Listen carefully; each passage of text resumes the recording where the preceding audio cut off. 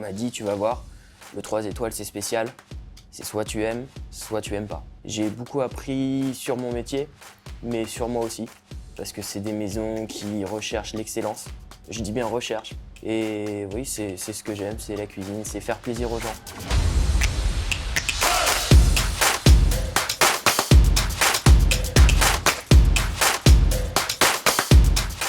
Aujourd'hui, c'est Benoît Tiberti qui nous rejoint. Donc Benoît, bienvenue. Merci de nous rejoindre. Vous êtes étudiant en école de cuisine à l'école Ducasse. Vous êtes également commis de cuisine. Vous êtes passé par notamment les restaurants Ducasse-sur-Seine et par le restaurant des Trois Gros, le Bois sans Feuilles. Qu'est-ce qui vous a poussé vers la cuisine? Quel a un peu été votre parcours vers cette profession? Et bah, à vrai dire, c'est tout simple. Moi, je me vouais pas du tout à la cuisine. Au début, j'ai fait un bac économique et social. J'ai dévié sur une prépa scientifique dans le but de travailler dans l'aviation. J'ai fait par la suite une licence maths, physique, chimie, donc complètement rien à voir. Et il y a eu le Covid qui est arrivé entre deux. Et je me suis beaucoup remis en question et je me suis rendu compte que, en fin de compte, l'aviation restait une passion, mais je me projetais plus dedans à l'avenir en faire mon métier. Et ayant des parents artisans boulangers, j'ai toujours baigné dans le métier de bouche, dans le métier du manuel. Et j'avais toujours une deuxième passion qui était la cuisine, le goût culinaire. Et en fin de compte, je me suis dit, pourquoi pas essayer. J'ai candidaté, j'ai fait les examens, j'ai été reçu. Et voilà, aujourd'hui, je me retrouve en cuisine après un parcours qui est pas forcément atypique, mais plus j'avance dans la cuisine, plus je me rends compte qu'en fin de compte, personne n'a de parcours vraiment défini à 15 ans, vraiment choisi son métier. Donc voilà. Donc vous êtes à votre 3e année d'études, la dernière. C'est ça exactement. Comme donc, je le disais, en première année, vous avez fait un premier stage à Ducasse-sur-Seine. L'année dernière, vous étiez en stage au restaurant 3 étoiles des Trois Gros, le Bois sans Feuilles. Quels sont un petit peu vos objectifs déjà pour cette année et ensuite pour la suite de votre carrière? Déjà pour préciser, en fin de compte, voilà, je fais un bachelor en art culinaire. Donc c'est un programme qui s'étale sur 3 ans, donc en 6 semestres. Donc le premier semestre de la première année, vous faites 6 mois de cours, vous avez de l'entrepreneuriat, du marketing, du management. En fin de compte, on vous donne toutes les clés pour pouvoir plus tard, vous, ouvrir votre restaurant. Et le deuxième semestre, vous faites un stage. En fin de compte, en entreprise, vous êtes vraiment immergé dans le métier. Et donc ça sur 3 ans, donc là en effet ouais, je rentre en 3e année, donc dernière année où on a un projet final où on doit créer notre restaurant de A à Z, de créer un dossier où si je vais voir une banque, c'est ce dossier que je donne. Voilà un business plan exactement de A à Z, ça va du concept au design, à la carte, au business plan, voilà exactement, c'est un restaurant complet entre guillemets.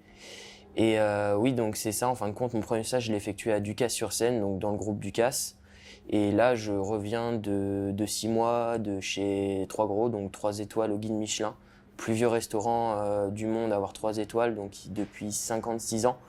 Ce qui est, je vous cache pas, qui est beaucoup quand même. Mais ça a été une excellente formation, très enrichissante. J'ai beaucoup appris sur mon métier, mais sur moi aussi. Parce que c'est des maisons qui recherchent l'excellence. Je dis bien recherche, parce qu'on n'atteint jamais l'excellence. Le but de ces maisons, c'est toujours de frôler la ligne de l'excellence, sachant qu'on va jamais l'atteindre. Donc beaucoup de pression, parce que quand des clients viennent et dépensent des sommes quand même assez conséquentes, il faut qu'il y ait le service derrière qui suive, il faut qu'il y ait la cuisine. C'est toute une expérience et voilà, j'ai beaucoup appris sur mon métier, mais j'ai aussi beaucoup appris sur moi-même. Et qu'est-ce qui vous plaît justement dans ce métier? Est-ce que c'est cette recherche de l'excellence? Oui, c'est ça. C'est pour ça notamment que j'ai choisi notamment l'école Ducasse. L'école Ducasse, c'est 80 nationalités différentes, des étudiants qui viennent du monde entier pour justement venir découvrir notamment la cuisine française et la philosophie du chef Alain Ducasse, qui est très axé sur le végétal. Il a été un des premiers à comprendre que, en fin de compte, le végétal, le légume est au centre de l'assiette. Ce n'est plus le cas, par exemple, du poisson, de la viande. Il reste dans l'assiette, mais secondaire. Donc oui, c'est l'excellence, c'est la rigueur. En cuisine, selon les maisons que vous faites, c'est beaucoup de rigueur, beaucoup de pression. Et en fin de compte, j'aime cette pression. Ça m'aide à avancer, ça m'aide à garder toujours un niveau au maximum. Et oui, c'est ce que j'aime, c'est la cuisine, c'est faire plaisir aux gens. Quand les assiettes reviennent en cuisine et qu'elles sont vides, c'est plaisant. Et puis la cuisine, c'est un art éphémère. C'est une fois que c'est mangé, c'est fini. C'est un art qui arrive dans l'assiette et une fois que c'est passé, c'est fini. Ça disparaît. Et cette pression-là, vous la ressentez et c'est pas quelque chose qui vous empêche de travailler, au contraire, c'est quelque chose qui vous motive? Et bien en fin de compte, ça dépend des restaurants. Il y a plusieurs types de restaurants. Des restaurants qui sont beaucoup plus, on va dire, bonne ambiance, détendus. Et après, vous avez généralement les étoilés, les grands restaurants. Généralement, les restaurants 3 étoiles. Moi, c'est ce qu'on m'a dit avant que je postule chez 3 Gros. On m'a dit, tu vas voir, le 3 étoiles, c'est spécial. C'est soit tu aimes pas. Et en fin de compte, c'est ça, c'est soit ça passe, soit ça casse. Et je me suis rendu compte qu'en fin de compte, c'est ce que j'aimais. Et j'étais fait pour ça. Donc oui, il faut savoir tenir la pression. C'est très important. Et oui, ça fait partie du jeu, c'est comme ça. Tenir la pression, ça fait partie de ces qualités qui sont requérées pour devenir un bon chef? Pas forcément un bon chef. Après, voilà, tout dépend où vous voulez travailler. Si vous voulez travailler que dans des très grandes maisons, forcément, on vous mettra la pression parce qu'on recherche l'excellence. Et sans la pression, vous relâchez. Moi, le premier, hein, si on m'enlève un petit peu de pression, si mes chefs m'enlèvent un peu de pression, on va être un peu plus souple. Et on ne veut pas être plus souple parce que la qualité derrière peut en pâtir et c'est pas ce qu'on recherche. Qui sont les chefs qui vous inspirent? Alors, les chefs qui m'inspirent, j'en ai beaucoup. Au premier, je vais dire Alain Ducasse. Évidemment, j'ai choisi cette école parce qu'il a une philosophie quand même très, très intéressante. C'est vraiment, au-delà du végétal, comme j'ai déjà parlé, c'est surtout aussi le respect environnemental. Parce qu'on sait qu'aujourd'hui, la cuisine est en train de changer. Il faut être conscient qu'on ne pourra plus nourrir tout le monde. Donc c'est ce qu'on nous apprend notamment à l'école, c'est que vous, chef de demain, entre guillemets, j'ai encore beaucoup travaillé avant de devenir chef, j'en suis bien conscient.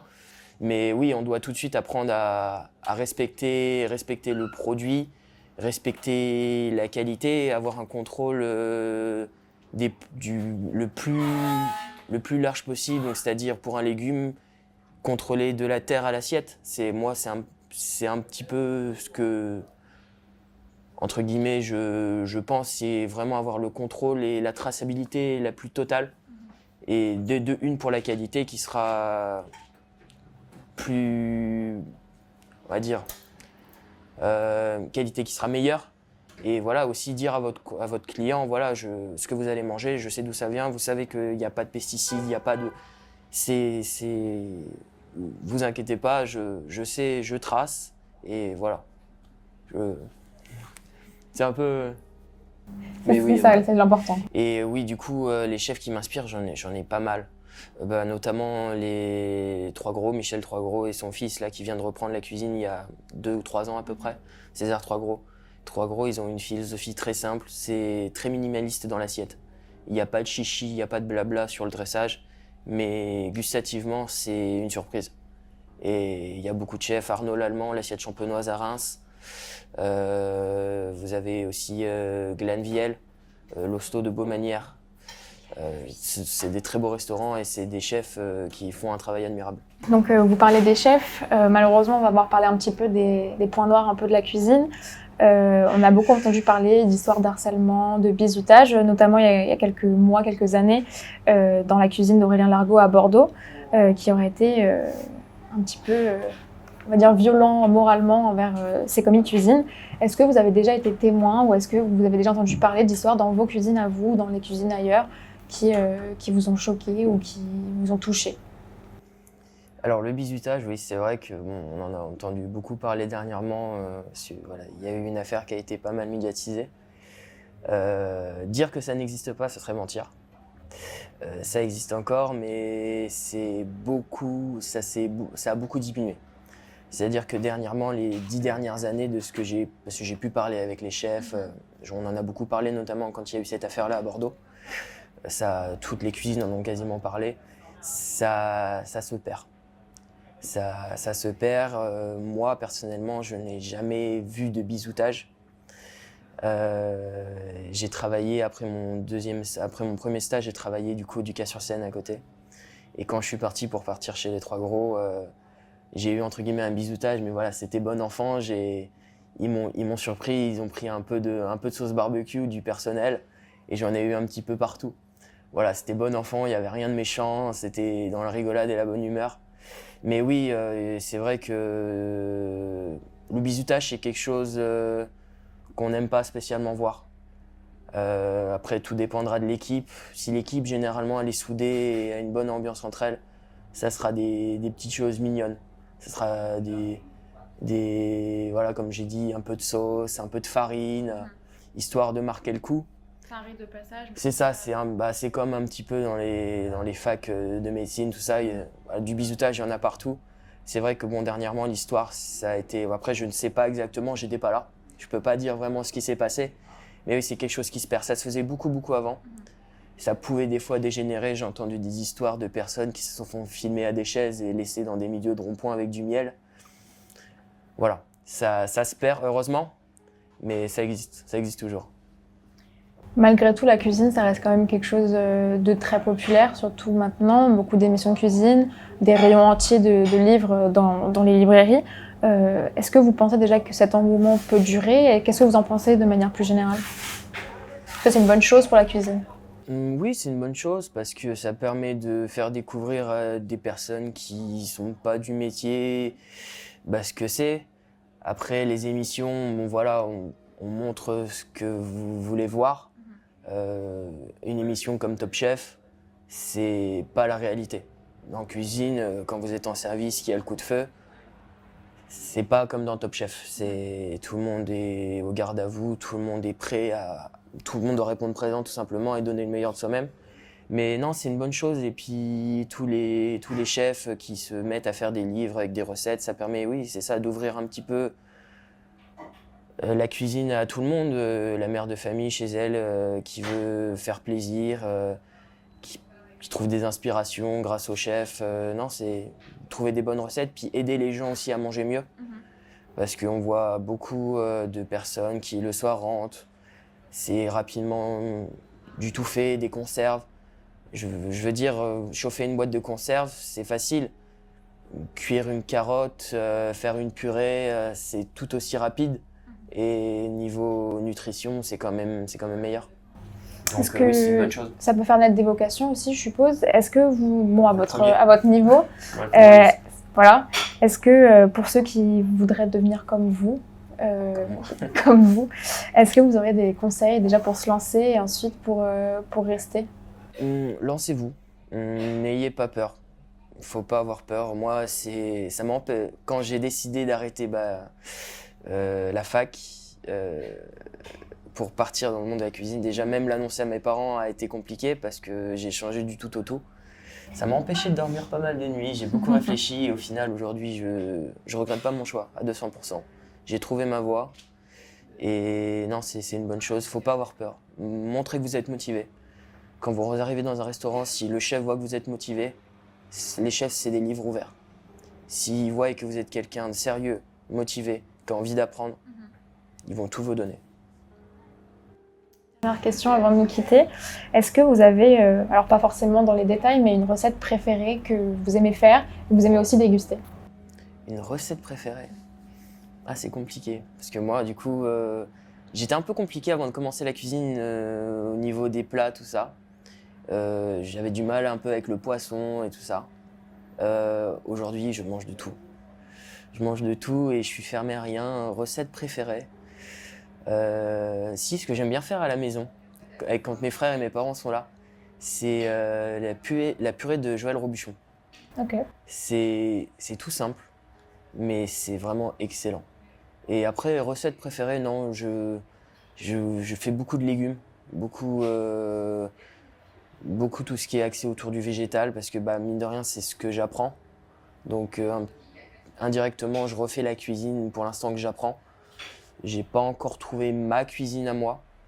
Ce qui est bien, notamment, justement, je reviens sur l'école, c'est qu'on vous bride pas à faire une cuisine précise. On vous laisse quand même vous exprimer. Voilà, moi, je suis encore trop jeune pour vous dire ça, c'est ma cuisine. Je découvre, j'expérimente. Il y a des ratés, il y a des essais qui sont plutôt concluants. Mais dans le général, ouais, non. J'ai pas de recette préférée, j'aime tout. Mais une recette simple quand même. Oui, le simple, moi on m'a toujours appris, avant de vouloir travailler et faire des choses complètes avec des accords impossibles, faut avoir les bases. C'est comme quand vous faites une maison, si vous n'avez pas des bonnes fondations, par-dessus, vous pouvez rien construire. Ah, c'est sur cette belle métaphore qu'on va se quitter. Merci Benoît de nous avoir transmis ce jeune parcours déjà inspirant. C'est ça. Et merci à vous de nous avoir suivis. On se retrouve la semaine prochaine pour une nouvelle émission. Merci.